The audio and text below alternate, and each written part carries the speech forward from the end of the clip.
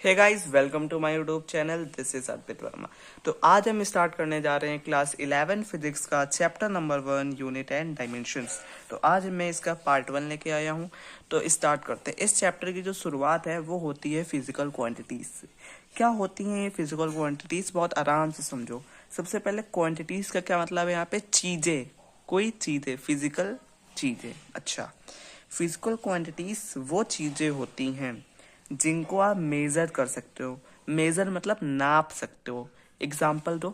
ये पेन है, आप इस पेन की लेंथ नाप सकते हो। हाँ। आप इस पेन का एरिया जो इसने कवर किया वो नाप सकते हो। हाँ। इस पेन के अंदर इंक भरी है, उसका वॉल्यूम नाप सकते हो। हाँ। इसका मास नाप सकते हो। हाँ। तो ये सारी चीजें क्या है, ये ही सारी चीजें हैं फिजिकल क्वांटिटीज। अब इतनी फिजिकल क्वांटिटीज नहीं है जितनी अभी मैंने बताया, बहुत सारी हैं, आप सोच नहीं सकते कितनी।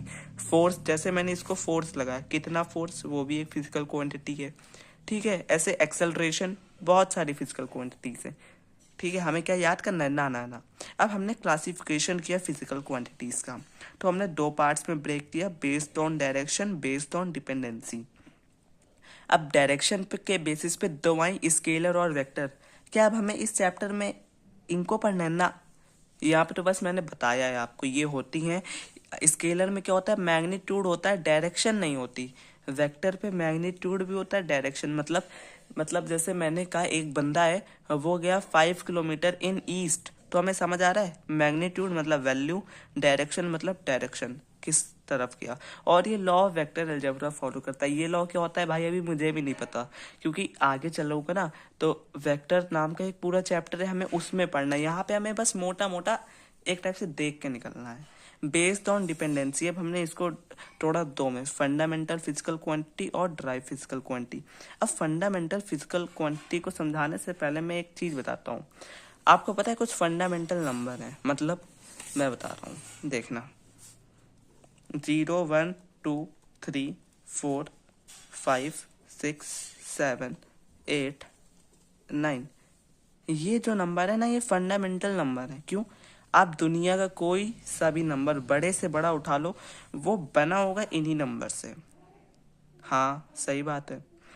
जैसे कोई भी बड़ा से बड़ा नंबर ले लो, करोड़ों में, अरबों में, वो इन्हीं नंबर से बना होगा। हाँ।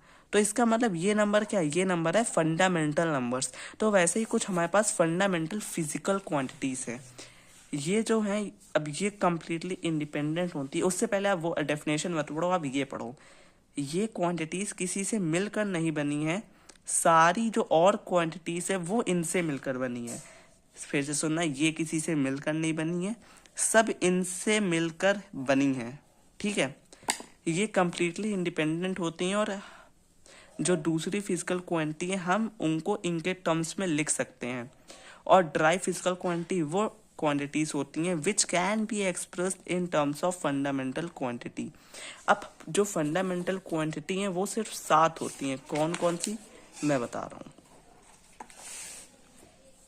मास, length, time, temperature, electric current, amount of substance and luminous intensity. अब आपने पहली 5 तो सुनी होंगी, ये छठवीं और सातवीं कौन सी हैं?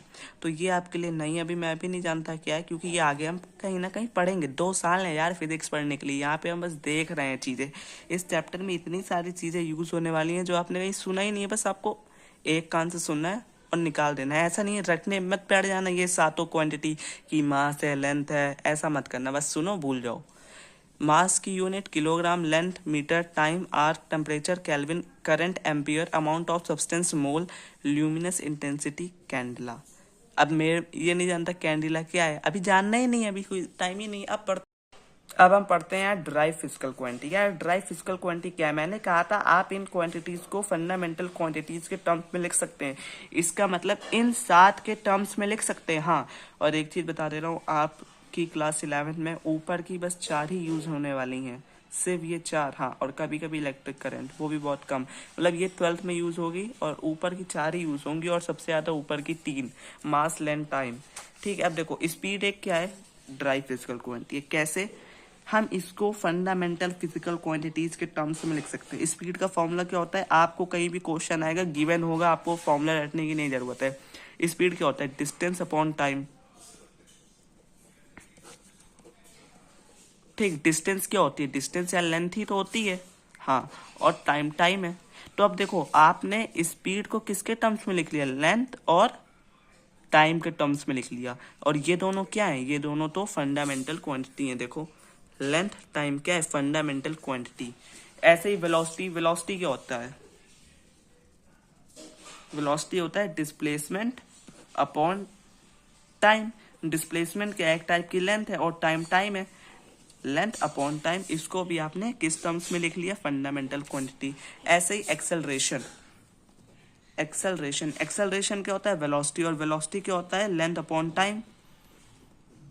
और क्या होता है एक्सेलरेशन, वेलोसिटी अपॉन टाइम होता है, अपॉन टाइम। इसको आपने क्या लिखा, एल टी स्क्वायर, मतलब लेंथ अपॉन टाइम का स्क्वायर। ठीक है, तो आपने इसको भी उसके टर्म्स में लिख लिया। ऐसे ही फोर्स, मास, मास एक क्या है, मास एक फंडामेंटल क्वांटिटी। एक्सेलरेशन को अभी हमने देखा कि वो भी एक कि वो भी ड्राइव फिजिकल क्वांटिटी है, हम उसको उसके टर्म्स में लिख सकते हैं। तो आई होप आपको यहाँ तक समझ आ गया होगा। इसके बाद ये क्या है, सप्लीमेंट्री फिजिकल क्वांटिटी। ये मैं भी नहीं जानता क्या है, बस देख लो क्या है, सॉलिड एंगल और प्लेन एंगल जो भी हो।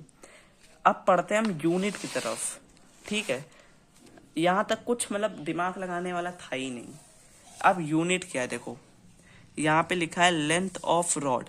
मान लेते हैं कोई रॉड है, इस पेन की, चलो लेंथ ऑफ पेन ले लेते हैं, लेंथ ऑफ पेन।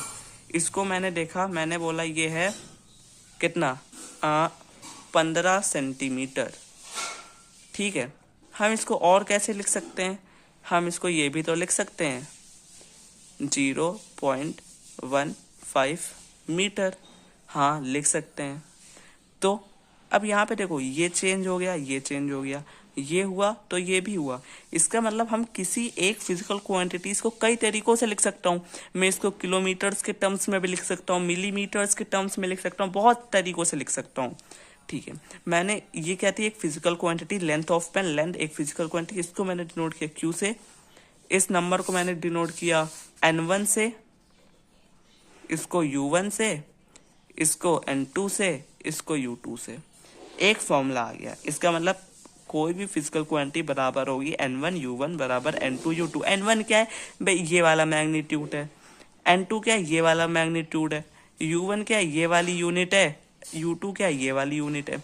अब आपको एक चीज सिखाता हूँ, देखो अगर N1 बड़ा है N2 से, देखो N1 बड़ा है ना N2 से, विद 15 बड़ा है या 0.15, 15 बड़ा है, हाँ, तो हमेशा क्या होगा, देन U2 बड़ा होगा U1 से। कैसे, देखो मीटर, मीटर क्या एक बड़ी यूनिट है और सेंटीमीटर क्या एक छोटी यूनिट है, तो इसका मतलब ये फॉलो हो रहा है।